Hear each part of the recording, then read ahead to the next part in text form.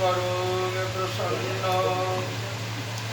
জ্ঞান স্বরূপম নিজবোধযুক্তম যোগীন্দ্র মিথ্যং ভবরূপবৈদ্যং শ্রীমদ্গুরু নিত্যমহং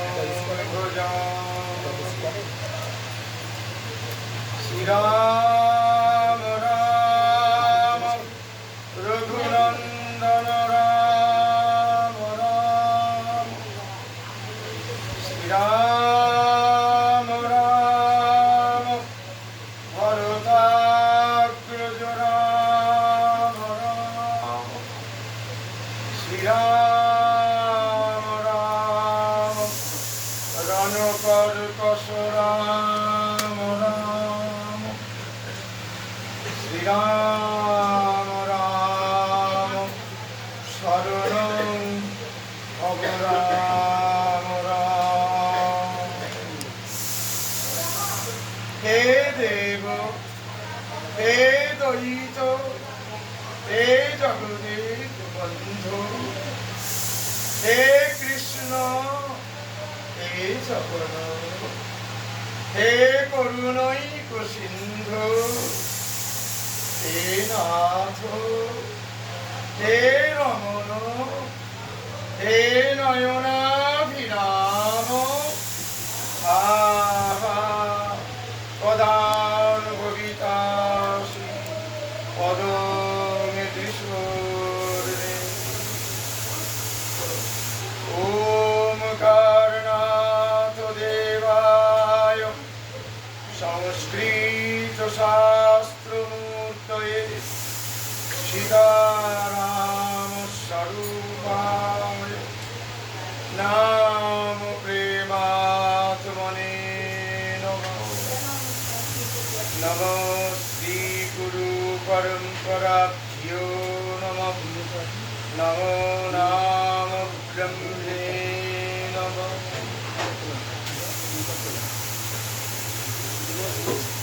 সমবেত সজ্জন মণ্ডলী ও আমার ভক্তিমতী মায়েরা, পঞ্জিকায় অনেক দিন শুভ দিন লেখা থাকে। জীবের কিংবা জগতের সেই দিনটাই সবচেয়ে বড় শুভ দিন, যেদিন জীব শ্রদ্ধা করি হোক আর হেলা করি হোক শ্রী ভগবানের লীলা কথা শুনতে পায়, শ্রী ভগবানের নাম কানে আসে। সেই দিনটাই সব থেকে বড় শুভ দিন, শুভ মুহূর্ত। আজকে আমাদের সত্যিই বড় শুভ দিন যে আমরা একে ভগবানের প্রিয় তিথি একাদশী, তাতে যোগ হয়েছে উদয়স্ত তারক ব্রহ্ম মহামন্ত্র সংকীর্তন। এটা আমাদের কাছে মস্ত বড় প্রাপ্তি। সকাল থেকে সন্ধ্যে পর্যন্ত বহু কণ্ঠে বহু যন্ত্রে অপূর্ব মহামন্ত্র সংকীর্তন, সঙ্গে গুরু কথা আর ভক্ত সঙ্গ, সৎসঙ্গ, এটা আমাদের একটা মস্ত বড় প্রাপ্তি। ভাগ্যে থাকলে হয়, গুরুদেবের কৃপা হলে হয়। আজকে আমাদের সেই শুভ দিন, শুভ মুহূর্ত, যে একাদশীর পুণ্য লগ্নে কোনো একজন ভক্তের বাড়িটাকে উপলক্ষ করে সকাল থেকে সারাদিন ভগবানের নাম এবং তার লীলা গুণ কথা আমরা বলতে কিংবা শুনতে পাচ্ছি। কথা হলো, শ্রী ভগবান শ্রীমদ্ ভাগবতে সর্বপ্রথম যে কথাটা বললেন, মৎ কথা বাচকং নিত্যং মৎ কথা শ্রবণে রতং মৎ কথা ভূত মনসং নাহং তক্ষ্যামি তং নরং। শ্রী ভগবান শ্রীমদ্ ভাগবতে বলছেন, আস্তে, যে আমার কথা নিত্য বলে, যে আমার কথায় সর্বদা শোনে এবং যে আমার কথায় আনন্দিত হয়, আমি তাকে কখনো ত্যাগ করি না।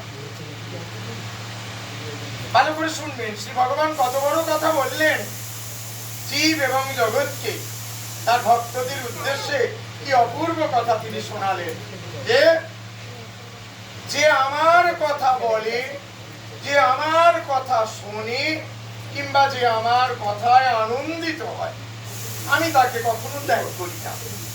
তাহলে আমরা যদি ভগবানের কথা বলি, ভগবানের কথা শুনি এবং ভগবানের নাম হচ্ছে, তার কথা হচ্ছে, এটা জানতে পেরে নিজেকে খুব আনন্দময় করে তুলি, আনন্দে উদ্বেল হয়ে পড়ি, অভিভূত হয়ে পড়ি, আনন্দ প্রকাশ করি, তাহলে কি হবে না, শ্রী ভগবান আমাদেরও কখনো ত্যাগ করবেন না। আমরা ভগবানকে ধরলে ভগবান তার থেকে বেশি আরো শক্তপোক্ত করে আমাদের হাতটা ধরে। আমরা ভগবানকে ছেড়ে দিতে পারি, ফসকে যেতেই পারি, কিন্তু ভগবান যদি কৃপা করে আমাদের হাতটি ধরে, তাহলে আমরা কোনোদিন ফসকে ছিটকে পড়ে যাব না, আমরা তার হাতেই থাকবো। তার হাতটা এত শক্ত, এত পোক্ত, কারণ তিনি অতীতে সমস্ত শাস্ত্রে ঘোষণা করেছেন, ভক্তকে অভয় দান করা আমার ব্রত।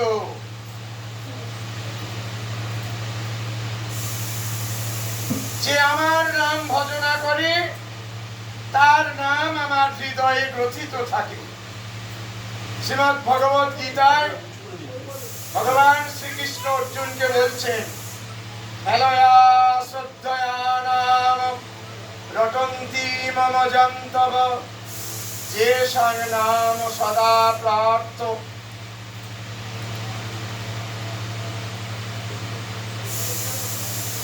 কি বলছেন না, অবহেলা করেই হোক আর শ্রদ্ধার সঙ্গেই হোক, কোন ভক্ত যদি আমার নাম করে, তাহলে সেই ভক্তের নাম আমার হৃদয়ে গ্রথিত থাকে। আমি তাকে কখনো ফেলে দিই না, ভুলে যাই না, তাকে সর্বদা আমি রক্ষা করি। এই হচ্ছে শ্রী ভগবানের সব যুগে, সব শাস্ত্রে শ্রী গুরু রূপে, আচার্য রূপে তার অভয় বাণী। এখন মূলত যার কথা আস্বাদন করব, ভগবান সীতারাম দাস ওঙ্কারনাথ দেব। এমন একটি নাম, উত্তরে হিমালয় থেকে দক্ষিণে কন্যাকুমারিকা পর্যন্ত ঠাকুর সীতারাম দাস ওঙ্কারনাথের নাম শোনেনি, তার ছবি দেখেনি, তার কথা জানে না, এমন লোক তো দূরের কথা, বনের পশুও জানে যে সীতারাম দাস ওঙ্কারনাথ কেমন, কোথায় থাকেন, কি করেন, তিনি কত বিরাট এবং করুণা ঘনমূর্তি, দয়ার প্রতিমূর্তি। এখন কথা হলো, ভগবান সীতারাম দাস ওঙ্কারনাথ রামকৃষ্ণ লীলার সময়ে ত্রৈলঙ্গ স্বামী বলে এক মহাপুরুষের জগতে অবতরণ হয়েছিল। আপনারা অনেকেই জানেন, জগৎ কল্যাণ করবেন বলে এই ত্রৈলঙ্গ স্বামী নিজের ইচ্ছা শক্তিতে শরীরটাকে 300 বছর ধরে রেখেছিলেন। লোকনাথ ব্রহ্মচারী একজন মহান সাধক, ভারত মাতার অমৃতের সন্তান, জগৎ কল্যাণ করবেন বলে শরীরটাকে 170 বছর ধরে রেখেছিলেন। এখন কথা হলো, এই ত্রৈলঙ্গ স্বামী জগৎ কল্যাণের জন্য তার ইচ্ছা শক্তিতে শরীরটাকে 300 বছর টিকিয়ে রাখলেন। লোকনাথ ব্রহ্মচারী জগৎ কল্যাণ করবেন বলে শরীরটাকে 170 বছর টিকিয়ে রাখলেন। এতদিন তার তপস্যা শক্তি নিংড়ে, তার আন্তরিক ইচ্ছা দিয়ে তিনি শরীরটাকে ধরে রাখলেন, অথচ কেউ তো তাকে ভগবান বলল না। আজ পর্যন্ত কেউ জাতি ধর্ম বর্ণ নির্বিশেষে, ব্রাহ্মণ থেকে চণ্ডাল, নারী থেকে পুরুষ, বয়োজ্যেষ্ঠ থেকে বয়োকনিষ্ঠ, আর অতি শিক্ষিত থেকে আকাট মূর্খ, কেউ কোনোদিন ভুলেও বলেছে ভগবান ত্রৈলোক্য গোস্বামী, ভগবান লোকনাথ ব্রহ্মচারী? বলেন। কিন্তু অনায়াসে, অকপটে সারা বিশ্বের মানুষ নিঃসংকোচে বলল ভগবান সীতারাম দাস। প্রশ্ন, কি গুণ বহন করলে তাকে ভগবান বলা হয়? যদি শাস্ত্রের পাতা উল্টাই তাহলে আমরা দেখতে পাবো ঐশ্বর্যস্য সমগ্রস্য বীর্যস্য যশয় শ্রিয় জ্ঞান বৈরাগ্যশ্চৈব সন্ন্যাং ভগবতীঙ্গনা। সমস্ত শাস্ত্র বলছেন সমগ্র ঐশ্বর্য, বীর্য, যশ, শ্রী, জ্ঞান, বৈরাগ্য, এই ছটা উপাদানকে শাস্ত্র বলেছেন ভগ।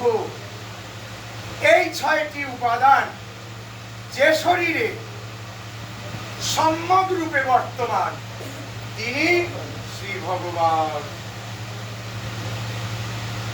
ঠাকুর সীতারাম দাস ওঙ্কারনাথ দেবের শরীরে এই ছয়টি গুণ পূর্ণ মাত্রায় বর্তমান ছিল।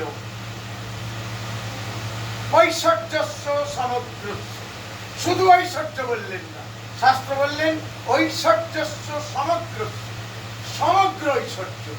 ঐশ্বর্য একটা উপাদান, তার উপরে আবার বলছে সমগ্রস্য, মানে অর্থ, পরমার্থ, ভক্তি, শক্তি, এই চারটির সমন্বয় যেখানে, সেখানে হলো ঐশ্বর্যস্য সমগ্র। প্রথমে বলি অর্থ। সীতারাম কাঁধে ব্যাগ রাখতে জানতেন না, হাতে করে টাকা ধরতে পারতেন না, চরণে লক্ষ লক্ষ টাকা পড়ছে, পুরোচ্ছে ও শিষ্য ভক্ত, নানা খাতে সেবা হচ্ছে শিষ্য ভক্তের হাত থেকে। ঠাকুর চরণটি ছড়িয়ে শুধু প্রণাম নিচ্ছেন আর ভক্তদের সঙ্গে কুশল বিনিময় করছেন। কেমন আছিস, ছেলেটার বিয়ে হয়েছে কিনা, মেয়েটার কি হলো, অমুক বাবা কেমন আছে, তমুক মাকে নিয়ে এলি না কেন, প্রসাদ পেয়েছিস তো, তোর কথাই ঠাকুর মনে করছিল, আজ বড় আনন্দ পেলাম দীর্ঘদিন পরে তোকে দেখতে পেয়ে, ইত্যাদি ইত্যাদি ইত্যাদি। লক্ষ লক্ষ টাকা চরণে পড়ছে, চেয়েও দেখতেন না, হিসেবও রাখতেন না। কাঁধে জীবনে ঝুলি ছিল না, হাতে কোনোদিন টাকা তুলতেন না।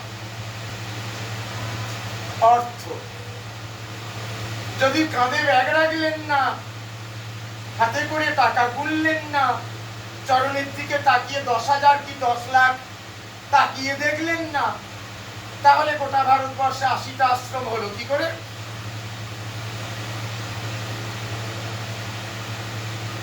ভিখিরির মতন পোশাক, চালচলন, হাব ভাব একেবারে অতি ভিখারির মতন, অথচ গোটা ভারতে 80টা আশ্রম। ঋষিকেশের মতন জায়গায়, ওঙ্কারেশ্বরের মতন জায়গায়, পুষ্করের মতন জায়গায়, পাহাড়ে, পর্বতে, নদী তীরে 8 বিঘে, 10 বিঘে, 12 বিঘে, 15 বিঘে জায়গার উপরে ওই বিশাল রাজপ্রাসাদ, অপূর্ব মূর্তি, অখণ্ড নাম, নিত্য প্রসাদ। পয়সা না থাকলে হয়?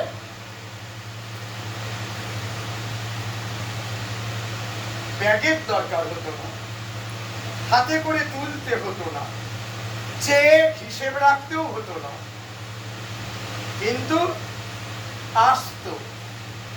জগৎ কল্যাণ চাইতেন বলে, জগতের মঙ্গল ছাড়া আর কিছু বুঝতেন না বলে। অকাতরে লক্ষ লক্ষ এসেছে, লক্ষ লক্ষ ব্যয় হয়েছে। গোটা ভারতে 80টা আশ্রম, তার সুনিপুণ সেবা, হাজার হাজার কন্যাদান, ব্রাহ্মণের উপনয়ন সংস্কার, পুরনো ভাঙা মঠ মন্দিরের সংস্কার। কার ঘর নেই, কার চাকরি নেই, কে খেতে পায় না, কার রোগ, কার অপারেশন কেস, একটাও বলছেন না যে পারবো না। তার ব্রত ছিল দান, দেওয়াই ছিল কাজ, দিতেই এসেছিলেন, নিতে কিছু জানতেন না। লীলার শেষ দিনটি পর্যন্ত অকাতরে দিয়ে গেছে। তাহলে তিনি অর্থে বড় ছিলেন না? নিশ্চয় ছিল। আমাদের মতন সংকীর্ণ মনের পরিচয় দিয়ে কাঁধে ব্যাগ রাখতে হতো না, টাকার হিসেব কষতে হতো না। যিনি বাস্তবিক জগৎ কল্যাণকামী, বিশ্বের কল্যাণ হোক এ কথার যথার্থ সত্যতা প্রমাণ করার জন্য শ্রী ভগবান আকাশ থেকে টাকা ফেলতেন। লক্ষ লক্ষ এসেছে, লক্ষ লক্ষ বিভিন্ন কাজে সেবায় অকাতরে ব্যয় হয়েছে। কোনোদিন তাকে ঋণের দায় করতে হয়নি, কোনো লোকের কাছে কটু কথা শুনতে হয়নি, মাথায় হাত দিয়ে চিন্তায় বিমর্ষ হয়ে পড়তে হয়নি। তার অর্থ এটা তার ছিল। বাইরের জগতে আমরা যদি দেখি তিনি ভিখারী, কিন্তু অন্তর্জগতে যদি দেখি তিনি রাজাধিরাজ, রাজ রাজেশ্বর। তার মতন রাজা জগতে দ্বিতীয় কেউ ছিল না, তাই এত সম্ভব হয়েছে। তাহলে অর্থ তার ছিল। তারপরেই বলছে পরমার্থ, অর্থাৎ শ্রী ভগবান নিজে। ভগবান শুধু দেখেননি, জনে জনে ধরে ধরে কে মুড়ি মুরকির মতন ভগবান দেখিয়েছেন। রামকৃষ্ণ পরমহংসদেব 1 জানুয়ারি একটা দিন মাত্র কল্পতরু হয়েছিলেন কাশীপুর উদ্যান বাটিতে, আর আমার ঠাকুর প্রতিদিনই কল্পতরু।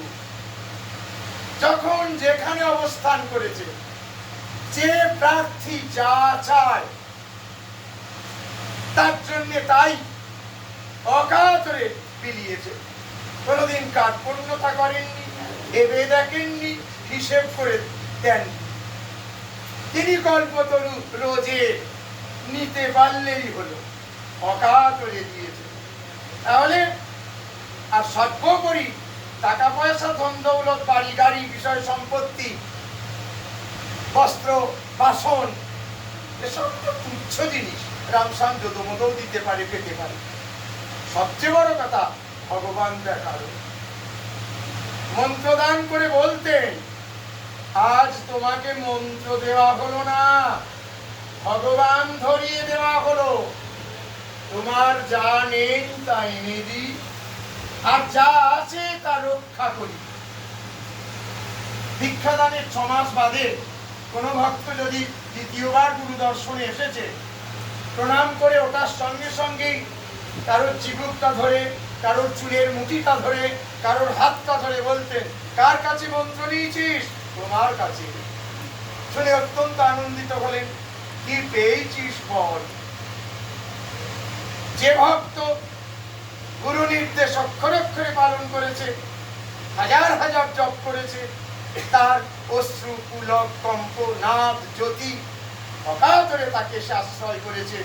তাকে নিয়ে কত খেলা চলছে। স্বতঃস্ফূর্ত ভাবে যেই বলল, বাবা জপ করতে বসে এই দেখি ওই দেখি, কানে এই শুনি ওই শুনি, এই ভয় ওই ভয় তাই ভয়, আনন্দে অভিভূত কৃপার ভান্ডার খুলে ছেড়ে দিলেন। পর মুহূর্তে কোনো ভক্ত এসে যেই দাঁড়ালো, প্রণাম করার সঙ্গে সঙ্গে বলছে, কার কাছে মন্ত্র পেয়েছিস? তোমার কাছে। কি পেয়েছিস বল। মুখটা নিচু করে গোমড়া মুখে বসে রইল, দাঁড়িয়ে রইল। ঠাকুর বললেন, জপ করিস না। মন্ত্র যখন মন্ত্রই নয়, সদ্গুরুর আশ্রয় পেয়ে কি হবে? লোকে যাচ্ছে দেখে গেলি, মন্ত্র নিচ্ছে দেখে নিলি, মন্ত্র চালের মাথায় গুঁজে রেখে দিয়ে চা পেলি খেলি, যেখানে খুশি গেলি, আর মুখ ছাইরাই বলেই যাচ্ছে। রাম নাম, কৃষ্ণ নাম, দুর্গা নাম, গুরু নাম বলিস, 3 বেলা আসনে বসিস, জপ করিস? কিছুই যদি করিস না, কি করছে মন্ত্র নিয়েছিস? আট করি বেটা, শোন ও কি বললো। ওরে, আগে গুরু ভাইয়ের সঙ্গ কর, তারপরে গুরু সঙ্গ করি। আগের জনকে দেখিয়ে বলছেন আনন্দ করি, আগে গুরু ভাইয়ের সঙ্গ কর, ওর পেছু পেছু কিছুদিন ঘুরে বেড়া, তারপরে এর কাছে আসিস। মন্ত্র যখন মন্ত্রই নয়, সদ্গুরু কি করবে? ঝিনুকবাটি করে ঘুরে খাইয়ে দেবে? দেখ ও কি দেখে, ও কি শোনে, ও কি বললো, আর তুই এর কাছেই মন্ত্র পেয়েছিস, মাথা হেট করে গোমরা মুখে দাঁড়িয়ে রইলি, না হ্যাঁ কিছু বলতে পারলি না। বাবা, জবটা তো করতে হবে। ওরে, তোকে মন্ত্র দিইনি, ভগবান ধরিয়ে দিয়েছি, তোর যা নেই তা এনে দেবো, আর যা আছে তা বুক দিয়ে রক্ষা করবো। এত বড় কথা সীতারাম দাস ওঙ্কারনাথ ছাড়া আর কোন গুরু বলেছেন বলে আমার জানা নেই।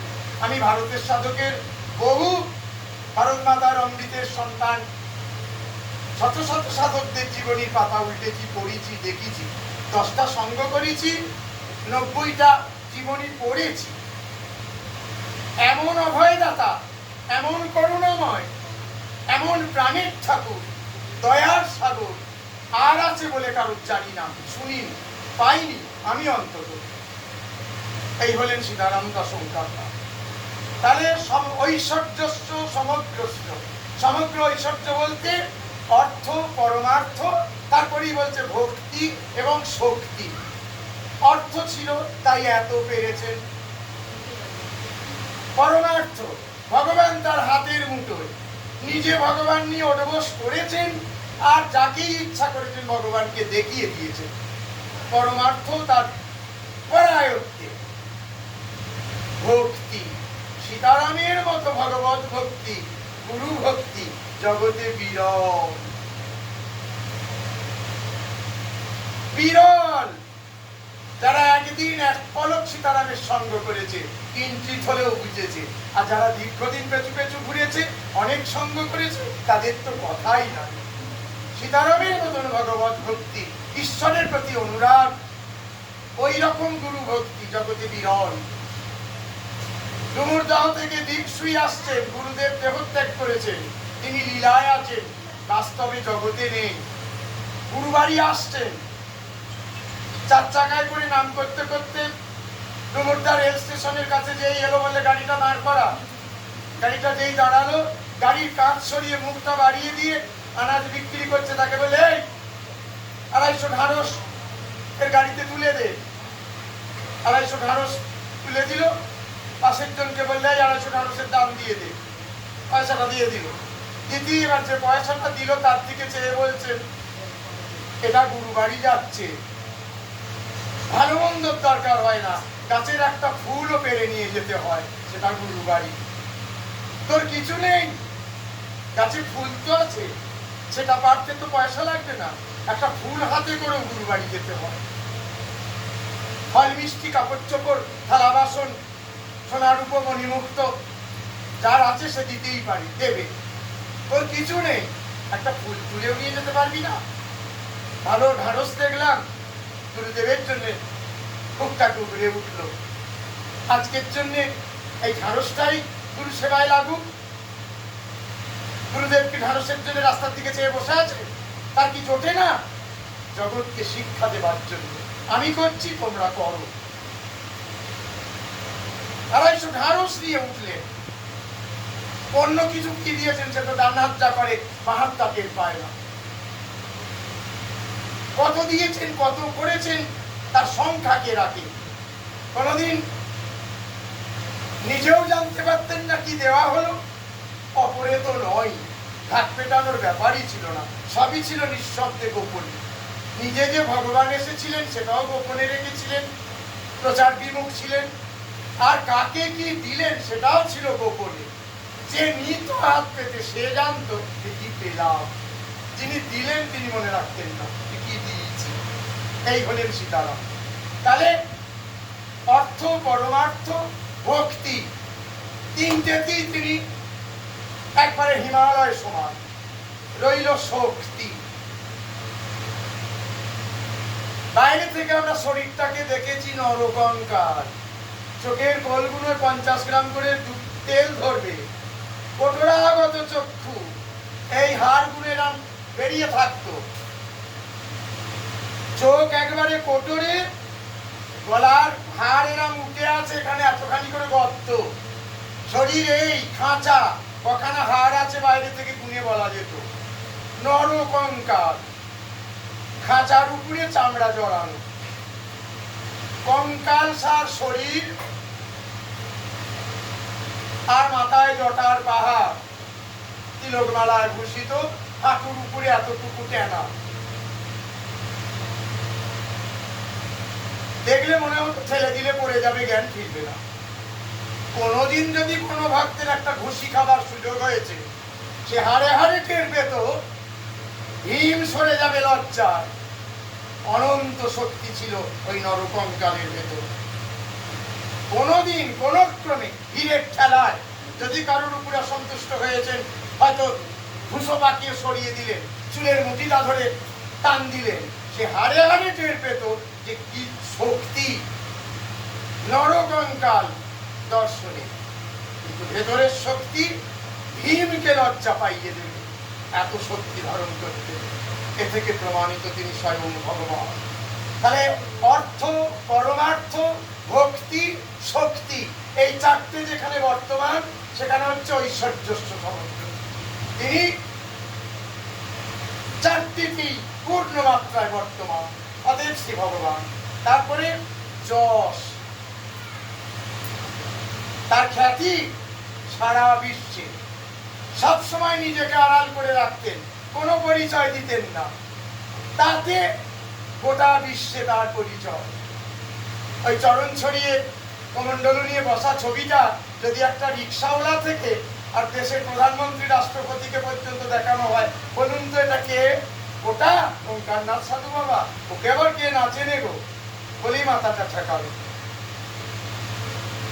সাগর পাড়ের কোন রিক্সাওয়ালাকে দেখানো হলো, অথবা দিল্লিতে দাঁড়িয়ে প্রধানমন্ত্রী রাষ্ট্রপতিকে দেখানো হলো, বলুন তো এটা কে? ওটা সীতারাম দাস ওঙ্কারনাথ, ওটা ওঙ্কারনাথ সাধু বাবা। ওকে আবার কে নাচে নে বলেই অমনি ছবিটাতেই একটা প্রণাম থাকে, মাথাটা ঠেকালো, একটা প্রণাম জানালো। তাহলে যশ, সারা বিশ্বে যশ। নিজেকে এত লুকিয়ে রাখলে তবু সারা বিশ্বে কম ফেটে গেল, সবাই জানলো সীতারাম জীবন্ত ভগবান, তাকে দেখলেই প্রণামের ভিড়। বীর্য, বীর্যবান পুরুষটাকে বলতে হয়। রামায়ণে হনুমানজি হচ্ছে বীর্যবান পুরুষ। 100 যোজন সমুদ্রটা এক লাফে পার হলেন শুধু নৈষ্ঠিক ব্রহ্মচারী বলে, বীর্যবান পুরুষ ছিলেন বলে হনুমানজি এক লাফে 100 যোজন সাগরটা অতিক্রম করতে পেরেছিলেন।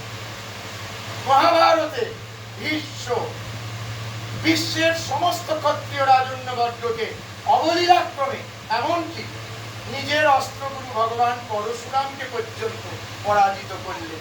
কোন শক্তি বলে? বীর্য বলে। বীর্যবান পুরুষ। রামায়ণে হনুমানজি, মহাভারতে ভীষ্মদেব, আর কলির ভগবান সীতারাম দাস ওঙ্কারনাথ। বীর্যবান পুরুষ। নরকঙ্কালের মতন শরীর দেখলে কি হবে? বীর্যবান পুরুষ। এমন কোন মানুষ নেই যে তাকে দেখে শঙ্কিত হয়নি, ভয় পায়নি। মানুষের মনে একটা আতঙ্ক, আশঙ্কা থাকতো, আমার মনের মণিকোটায় যে গোপন কিছু আছে সেটাও যদি ধরে ফেলেন, যদি এক গাদা লোকের সামনে বাস করে দেন, বলে দেন, এই রকম আতঙ্ক নিয়ে কেউ কাছে যেত। ভক্ত, শিষ্য সীতারামের কাছে মন্ত্র গ্রহণ করেছে, তারই মন্ত্র সন্তান, মহাভক্ত, সেও কাছে আসছে অত্যন্ত সংকোচ নিয়ে, আতঙ্কিত অবস্থা। কি না, আমি যে ডুব দিয়ে জল খেয়েছি আমি ছাড়া কেউ জানে না, কিন্তু ও জানে। এই এত লোকের মাঝখানে যদি চুলের মুঠিটা ধরে বলে দেয় এই করেছিস, আমার মুখটা থাকবে কোথায়? আমার সব রসা তলে যাবে, আমি মুখ থুবড়ে পড়বো, সব জানি। বীর্যবান পুরুষ, সকল বিষয়ে সামনে যারা আসতো ভয়ে আতঙ্কে শিউরে থাকতো, এক্ষুনি বোধহয় অন্তরের অন্তঃস্থলে যা গোপন আছে তাও বোধহয় বাস্ট করে দেবে, বলে দেবে, লজ্জায় দাঁড়াতে পারবো না, সেই ভয়ে ভীত। আর করতেনও তাই। যিনি সৎ সুন্দর বুকে টেনে নিয়েছেন, তার পরিচয় সীতারাম যা ফাটিয়ে দিয়েছেন তুলনা হয় না। আর যিনি সত্যি অসৎ অন্য চরিত্রের, সেটাও সর্বজন সমক্ষে তাকে শোধরাবার জন্য বাস্ট করে দিয়েছে। এমন দেখেছি, অপরাধ নেবেন না যেন, অকপটে নির্ভেজাল সত্যটা বলছি। ঠাকুর এক জায়গায় এসেছেন, নারী পুরুষ মিলিয়ে প্রায় 100 ভক্ত, মুহূর্ত মধ্যে 5 মিনিটের মধ্যে অন্তত 150 ভক্ত জড়ো হয়ে গেল প্রণামের জন্য। সবাইকে গোপন করে নিঃশব্দে ঠাকুর এক জায়গায় এসেছে। নামার সঙ্গে সঙ্গে 100 ভক্ত জড়ো হয়ে গেল, প্রণাম শুরু হয়ে গেল। আর চিরদিন ঠাকুরের ছিল খেতে বসে ব্রাহ্মণ আলাদা, আর প্রণামের সময় নারী পুরুষ আলাদা। প্রণাম করতে গেলেই মায়েদের লাইন আলাদা, বাবাদের লাইন আলাদা, এটা হলো প্রণাম। আর প্রসাদ পাওয়ার সময় ব্রাহ্মণের লাইন আলাদা, অব্রাহ্মণের লাইন আলাদা। এটি তার বরাবরের।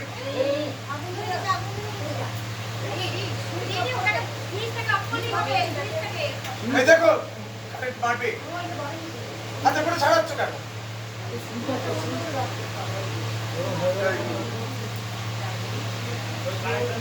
ঠাকুর কথায় কান রেখেছো বলে মারলো না, মুখ থুবড়ে পড়তে দাউ দাউ করে জ্বলতে, সেটা তুমি হাতে করে ছাড়াচ্ছ। বলিহারি তোমার সাহস, শুধু এই আসরে আছো বলে কানটা ঠাকুরের লীলায় আছো, এই যাত্রায় বাঁচেনি। তোমাকে পর্যন্ত টেনে ঢুকিয়ে দিত ওই ব্যাগের ফুটো।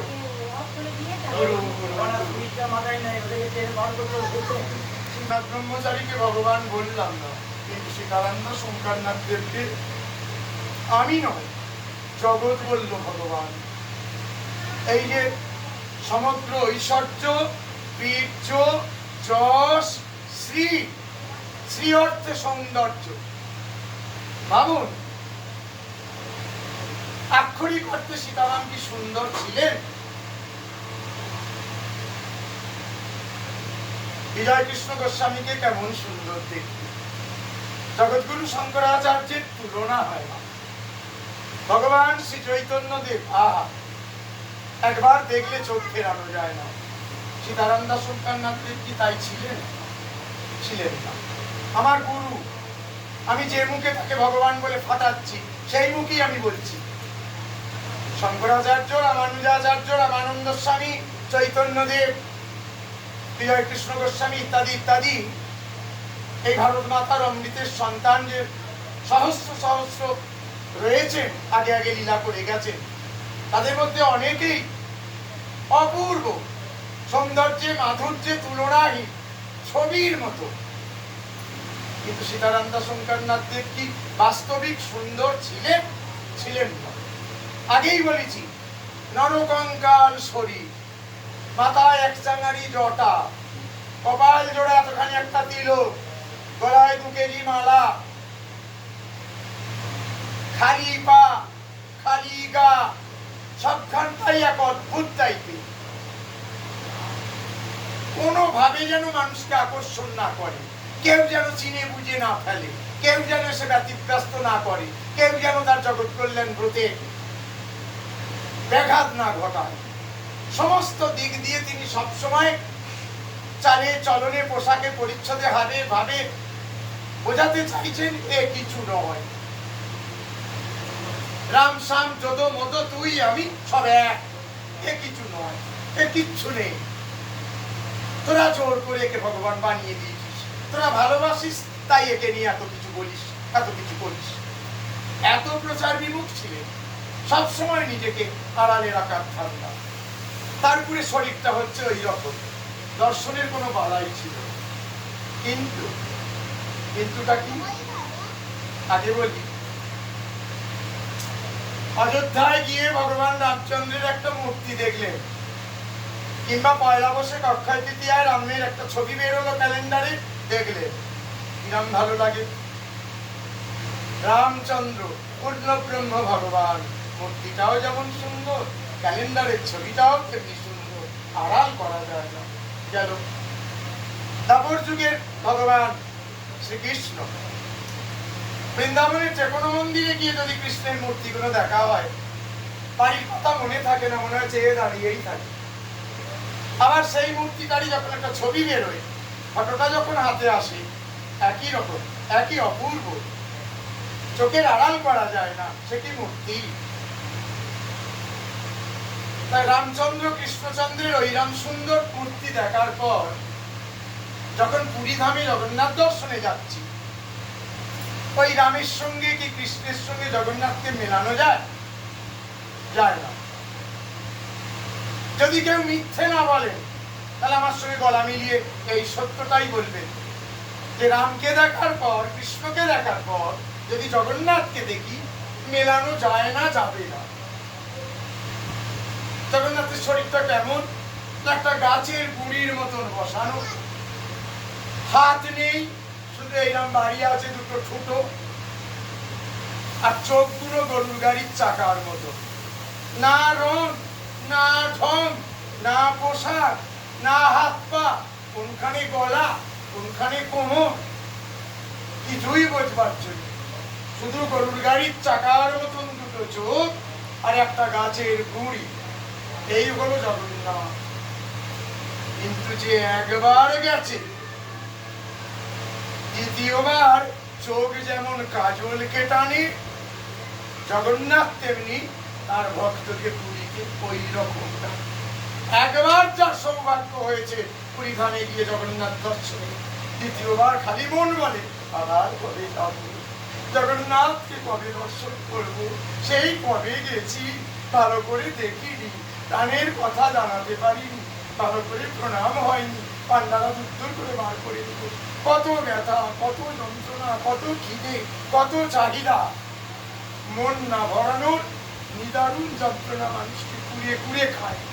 আবার কবে জগন্নাথ দর্শনে যাবো, আবার কবে জগন্নাথকে দেখবো, তা কোন রূপই নেই।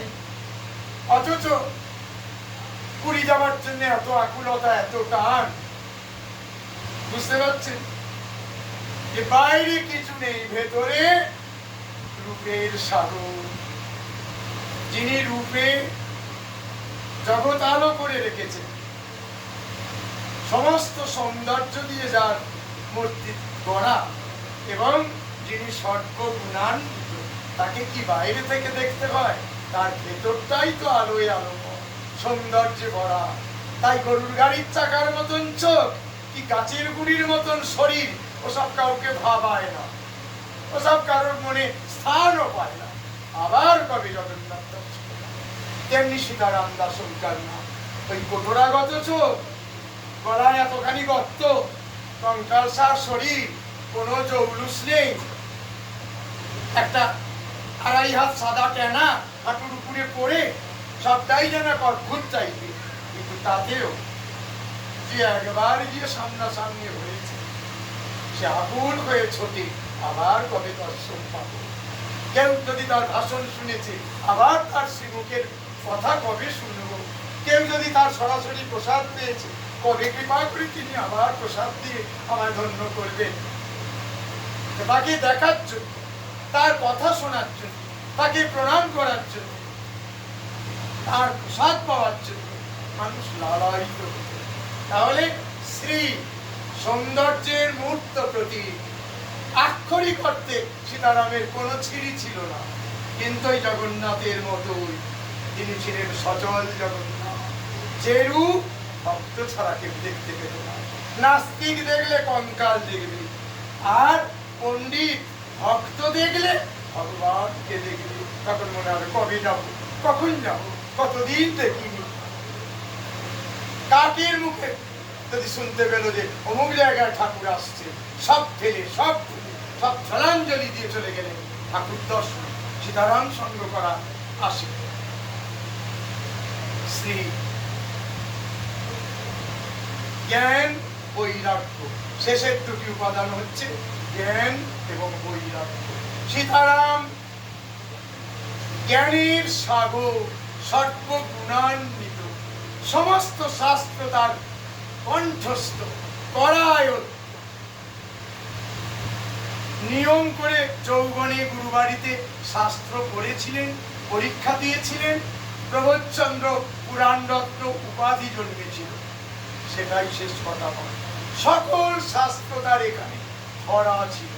তোমার হাঁটায় চলায় কথা বলায় ভুল ত্রুটি দেখলেই শাস্ত্র প্রমাণ দিয়ে তোমার ভুল সংশোধন করেছে সমগ্র লীলায়। তাহলে সর্বগুণান্বিত জ্ঞানের সাধু। আর সর্বশেষ হচ্ছে বৈরাগ্য, বৈরাগ্যের মুহূর্ত প্রতি। তিনি কিছু ত্যাগ করেননি, ত্যাগ এসে সীতারামকে আশ্রয় করে ধন্য হয়েছে। সীতারামকে কোনোটা আনুষ্ঠানিকভাবে ত্যাগ করতে হয়নি। ত্যাগ যিনি মূর্তিমতী হয়ে সীতারামকে সে আশ্রয় করে ত্যাগ নিজে ধন্য হয়ে দিয়েছে ওই শরীরটাকে। কোন কোন সময়ে যখন ঠাকুর অসুস্থ হয়ে পড়তেন, গুরুতর অসুস্থ, আহার নিচ্ছেন না, বেশি কথা বলছেন না, শরীরে একটা হাসপাসানি ভাব, রক্ত মাংসের শরীর নিয়ে এসেছেন, নরতনুতে ভগবান লীলা করছেন, স্বাভাবিকভাবেই বাহ্যিক নিয়মে মাঝে মাঝে অসুস্থ হতেন, ডাক্তার ওষুধ সবই করতে হতো। যখন অসুস্থ হয়েছেন ডাক্তার দেখা হলো, যেসব ডাক্তাররা তাকে বরাবর চিকিৎসা করতেন, দেখতেন, সীতারামের চোখের দিকে তাকালে সেসব ডাক্তাররা বলে ফেলতো কি হয়েছে, কতটা ঠিক কতটা ভুল, এমন ভাবেই ঠাকুরকে নিয়ে উদ্বোস করতো। এমন কিছু চিহ্নিত ডাক্তার ছিল। ঠাকুর অসুস্থ, সঙ্গী সেবকরা বললে ঠাকুর অসুস্থ, আজকে কিছু খাচ্ছেন না, নিচ্ছেন না, ভালো করে কথা বলছেন না, প্রণাম নিলেন না, হ্যান ত্যান। ডাক্তার দেখা হলো, ডাক্তার এসে সরাসরি পরীক্ষা নিরীক্ষা করে বললেন কয় যে ধরনের বললেন কিছুই তো দেখছি। ডাক্তার সময় দিলেন, কাছে রইলেন, ডাক্তার দেখছেন। সকাল 10টায় পাগুলো ফুলে পাউরুটির মতন, বেলা 11টায় হাঁসের পায়ের মতন পাগুলো পাতলা, বিনা চিকিৎসায় কিচ্ছু নেই। হেল কি নাস্তিক বলবে নাটক করছে পুরো, এমনটাই ছিল। কাউকে কৃপা করে রোগটা নিয়েছেন, আধ ঘন্টা 1 ঘন্টার জন্য নিজের শরীরে রোগটাকে বহন করলেন। সঙ্গী সেবকরা দেখলো মারাত্মক অসুস্থ, খাচ্ছেন না, নিচ্ছেন না, বলছেন না, অমুক তমুক ইত্যাদি, ডাক্তার দেখা হলো। পর মুহূর্তেই স্বাভাবিক হয়ে গেল, ফুৎকারে রোগ উড়িয়ে দিলেন। আসলে কাউকে কৃপা করা, সুস্থ করাটাই ছিল কাজ। তার রোগটা নিয়ে তাকে সুস্থ করে দিলেন, নিজে আধ ঘন্টা 1 ঘন্টার জন্য অসুস্থতার কবলে পড়লেন। ডাক্তার এসেছে, পরীক্ষা নিরীক্ষা করে দেখে সেবকদের বললে কিচ্ছু নেই, আর ঠাকুরের কাছে গিয়ে জোড়হাত করে প্রার্থনা করে বললেন কৃপা করে নিজের রোগ নিজে সারান। এই দেখছি আপনার এত রোগ, আধ ঘন্টার মধ্যে নেই, বেকসুর ডুবে যাচ্ছে, কি করে হয়? দয়া করে নিজের রোগ নিজে সারান, আর পরীক্ষা করতে। এক গাল হেসে তাকে বড় আশীর্বাদে ডাক্তারকে বলিয়ে দিলে নিজে নিজেই সুস্থ হয়ে পড়ল। এই হচ্ছে সীতারাম। তার শাস্ত্র মতে এই 6টা ঐশ্বর্য যে শরীরে বর্তমান, তিনি শ্রী ভগবান। সীতারাম দাস ওঙ্কারনাথ বিষয় শাস্ত্রবাণীর প্রত্যেকটা প্রমাণ হয়ে গেছে, তাই জগৎ তাকে ভগবান। যে বাড়িটায় তিনি জগতে এলেন, হুগলি জেলার বলাগড় থানার অন্তর্গত ডুমুরদহ গ্রাম, যে বাড়িটায় তিনি এলেন, সেই বাড়িটা প্রথম থেকেই সীতারামের বাড়ি ছিল না। ভালো করে শুনবেন, সীতারামের আগে 13 পুরুষ উত্তর 24 পরগনার কাঁচরাপাড়ার বাসিন্দা ছিলেন। 13 পুরুষ কাঁচরাপাড়ার বাসিন্দা। 14 নম্বর পুরুষ ডুমুরদহে এসে বাস শুরু করলেন। তিনি হলেন রামহরি চট্টোপাধ্যায়। তার পুত্র 15 নম্বর, তিনি হলেন পার্বতী চরণ চট্টোপাধ্যায়। 16 নম্বর বংশধর ঈশান চন্দ্র চট্টোপাধ্যায়। 17 নম্বর বংশধর প্রাণহরি চট্টোপাধ্যায়, 18 নম্বরে প্রবোধচন্দ্র চট্টোপাধ্যায়, পরে যিনি ভগবান সীতারাম দাশঙ্কর। 18 পুরুষে ডুমুরদহে অবতরণ। 13 পুরুষ কাঁচরাপাড়ার বাসিন্দা, 14 থেকে 18 নম্বরে সীতারাম নামলেন।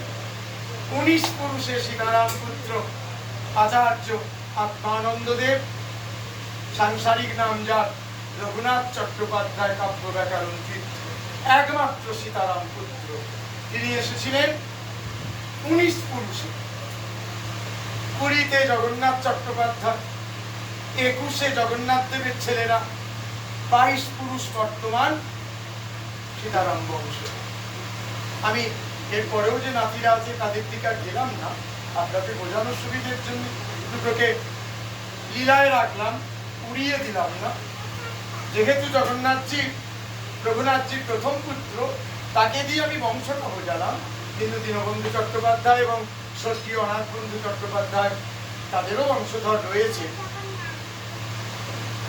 এই বর্তমানে সীতারাম বংশধর প্রজন্ম 22 পুরুষে চলছে। বাড়ির যে কুল দেবতা ব্রজনাথ রাধারানী, প্রায় 550 বছরের পুরনো। এ বিগ্রহ কেমন?